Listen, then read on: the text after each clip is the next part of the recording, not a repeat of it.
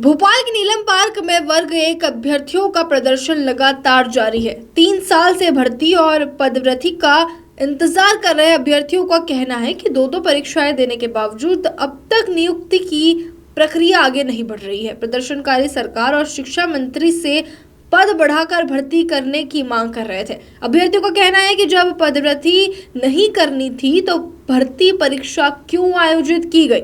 महिला अभ्यर्थियों ने भी सरकार से दो टूक कहा कि उन्हें किसी तरह की आर्थिक मदद नहीं बल्कि उनका हक और रोजगार चाहिए। वहीं शिक्षा मंत्री के गृह क्षेत्र नरसिंहपुर से पहुंचे वर्ग 1 के अभ्यर्थियों ने भी कई बार ज्ञापन देने के बावजूद सुनवाई नहीं होने का आरोप लगाया है। आखिर 3 साल से इंतजार कर रहे इन अभ्यर्थियों की मांग पर सरकार कब फैसला लेगी। देखिए समय नाउ न्यूज की ग्राउंड रिपोर्टिंग। राजधानी भोपाल के नीलम पार्क में मध्य प्रदेश का भविष्य यानी जो बच्चों का भविष्य बनाने वाले हैं वो सड़कों पर है।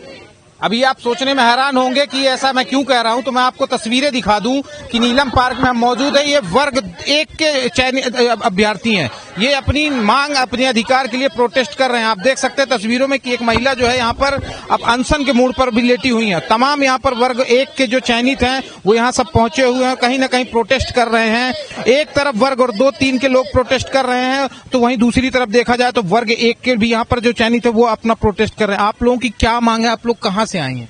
सर मैं बालाघाट से आई हूँ। मेरा नाम सावित्री ठाकरे है और मैं वर्ग 1 की वेटिंग शिक्षक हूँ। सर सरकार से हमारी यही मांग है कि हमारी वेटिंग क्लियर किया जाए और पद वृद्धि के साथ में सेकंड काउंसलिंग किया जाए।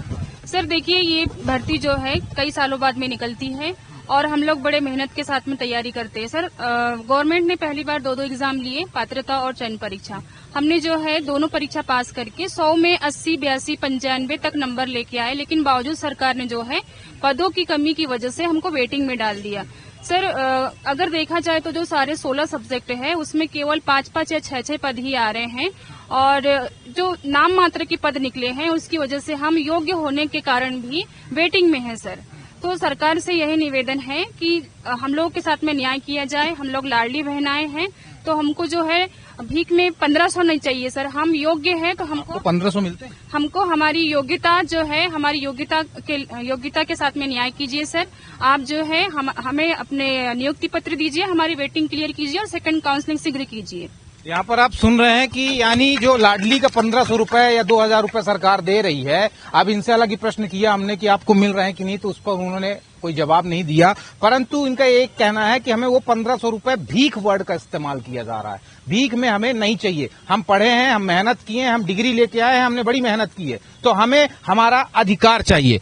आपको क्या कौन सा अधिकार चाहिए, आपकी क्या मांग? सर हमारी भी यही मांग है। हम 3 साल से लगातार निरंतर प्रयास कर रहे हैं यही सोच के कि हमारी सुनी जाएगी। हम ये जो आपकी एज क्या है? मैं सर 40+ हो चुकी हूँ।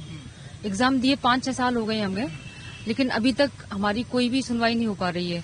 और जैसे कि आपने बताया हमें नहीं चाहिए लाडली बहना, नहीं चाहिए हमें। हम योग्य हैं, हम मेहनत से यहाँ तक आए तो हमें अपनी मेहनत ना दिया जाए। हमें जो हम हकदार है जिस काम के, हम जिस पोस्ट के लिए हमने तैयारी की थी वो हमें दिया जाए। हमारी जहाँ जगह है हमें वहाँ भेजा जाए, हमें नहीं चाहिए। आप यहाँ देख रहे हैं कि भीमराव अंबेडकर हैं, महात्मा गांधी का तमाम पोस्टर लेकर यहाँ पहुंचे हैं। आप कहाँ से हैं मैम? सर मैं रतलाम से हूँ। क्या नाम है आपका? सर कीर्ति झा नाम है मेरा। क्या मांग है आपकी सरकार से? मांग बस यही है कि जो हमारे 2023 में जो हमने एग्जाम दिया था उसके हमें 20,000 पद चाहिए और पद वृद्धि चाहिए, जिससे हम जितने भी योग्य शिक्षक हैं, चयनित शिक्षक हैं जितने भी, हमने 2 परीक्षाएं पास किए। एक नहीं 2 परीक्षाएं पास किए। एक बार साबित नहीं किया अपने आप को, 2 बार साबित किया है। तो जिस भी चीज से हम गुजरे हैं वो हम ही जानते हैं। सर जीवन के 3 साल हमने बर्बाद कर दिए आंदोलन में। 3 साल की कीमत वही जानता है, एक माँ 9 महीने की कीमत जानती है। एक जो खिलाड़ी होता है, एथलीट होता है, वो 1 सेकंड की कीमत जानता है। इसी तरह से हम जानते हैं कि हमने 3 साल किस कदर हमने बर्बाद कर दिए अपने। तो बस मेरी सरकार से यही गुजारिश है कि वो हमारे जितना भी जल्दी हो सके, रक्षाबंधन के 1-2 दिन पहले ही, कल तक सुन ले, परसों तक सुन ले, रक्षाबंधन तक सुन ले। हम यहाँ से हटने नहीं वाले सर। मैं तो इतना पर्सनली बोलूंगी कि हमारी जो बहनें मेरे साथ बैठी हैं और मैं तो यहाँ से हटने नहीं वाली। हो सकता है मेरे प्राण भी चले जाएं, पर अगर मेरे प्राण जाने से अगर इन लोगों की नेताओं की आंखें खुलती हैं, मोहन यादव की नींद खुलती है जो कि ये सो रहे हैं 3 साल से, इन्होंने ना तो हमसे सर 3 साल से हम अगर भगवान को पूछते ना, एक शिवलिंग को पूछते, तो शंकर जी हमें आके दर्शन दे देते। मोहन यादव जी ने हमें एक बार भी हमसे मुलाकात नहीं की, हमें ऐसे धुतकार दिया जैसे कि हम कोई कुत्ता होते हैं ना, हमें धुतकार देते हैं। सर हम पढ़े लिखे व्यक्ति हैं, हम कोई आतंकवादी नहीं है। ये नहीं है कि हम आपसे मिलेंगे तो हम आपसे कुछ अपशब्द कहेंगे। एक जो शिक्षक होता है ना, उसको अपनी गरिमा अच्छी तरह से पता होती है, चाहे वो प्राइवेट शिक्षक हो, चाहे वो सरकारी शिक्षक हो, चाहे वो अतिथि हो, वो कुछ भी हो। मांग बस इतनी सी है कि बच्चों का भविष्य हमें संवारना है, हम बस पढ़ाना चाहते हैं। हम एक विकसित भारत का जो हम सपना है, एक विकसित मध्य प्रदेश का, जो हमारा मध्य प्रदेश है वो भारत का दिल है, दिल कहा जाता है। तो आप समझते हैं अगर दिल ही बीमार होगा तो क्या पूरा भारत अच्छे से चल सकता है, हमारा शरीर अच्छे से चल सकता है? नहीं चल सकता।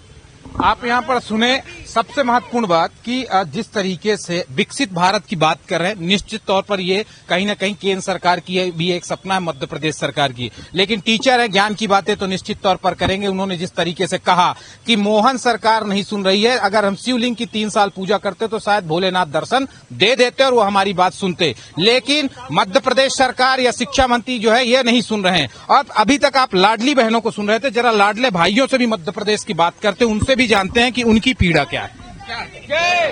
सर पूरा मध्य प्रदेश का युवा यहाँ बैठा है। हम लोग छोटी छोटी जगहों से पूरे मध्य प्रदेश से हैं। मैं खुद उमरिया से हूँ और ये पूरे मध्य प्रदेश के युवा बैठे हैं। और हम लोग एक ही मांग को लेके आए हैं कि हम 3 साल हो गए, 3 साल से ऊपर हो गए, हमारी पदवृद्धि करके सेकंड काउंसलिंग करिए।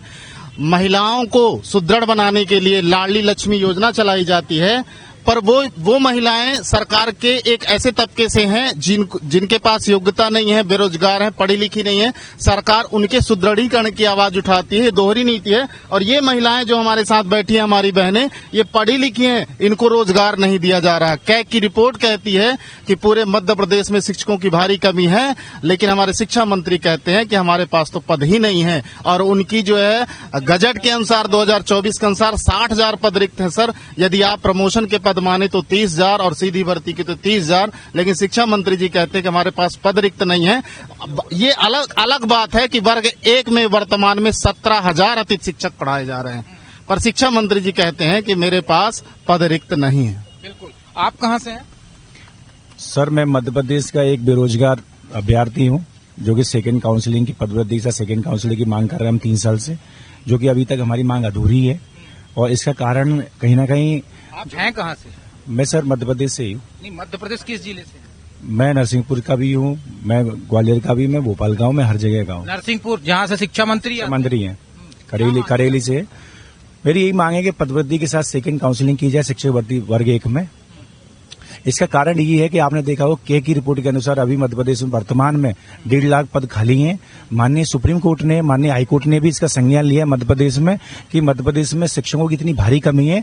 मध्य प्रदेश सरकार को भी लताड़ा है कि आपने शिक्षा में इस तरह का जो गरीब बच्चे हैं उनके साथ खिलवाड़ क्यों कर रहे हो। एक स्कूल में एक शिक्षक पढ़ा रहा है ना, अतिथि शिक्षक से मजदूरी करवा के आप काम करवा रहे हैं।